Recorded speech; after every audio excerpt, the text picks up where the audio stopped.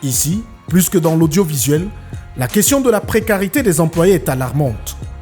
Arriérés à l'appel, cotisations sociales pas toujours existantes, loin de la vitalité lue dans les kiosques et les revues de presse. Pour comprendre, pour mieux cerner le problème, nous avons rendez-vous avec Christophe Bobiokono. Son journal, Kalara, est spécialisé dans l'information à caractère judiciaire. La vente au numéro du journal, mais aussi les ventes d'espace. C'est en gros les deux grosses principales sources de revenus de Kalara, auxquelles nous ajoutons toutes les contributions que nous pouvons recevoir de l'État, notamment l'aide publique à la communication privée. Bien qu'elle soit modeste, pour nous, elle est importante.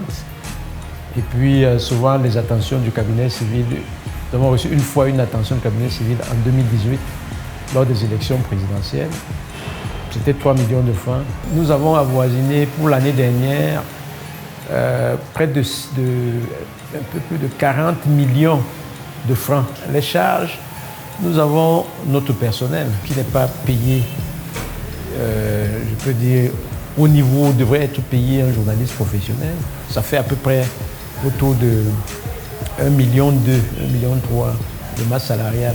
L'imprimerie qui prend l'essentiel de nos ressources. Nous avons aussi des charges locatives, les impôts.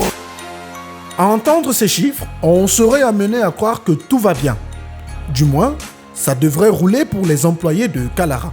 Si nous avons par exemple l'imprimeur qui nous dit si vous ne payez pas vos dettes, on ne peut plus vous imprimer, et qu'on a peut-être 1 million de francs dans la caisse, plutôt que de payer des salaires, nous allons payer là-bas parce que c'est en étant sur le terrain, en publiant, que nous avons la possibilité de faire un peu d'argent pour venir payer les arrières de salaire.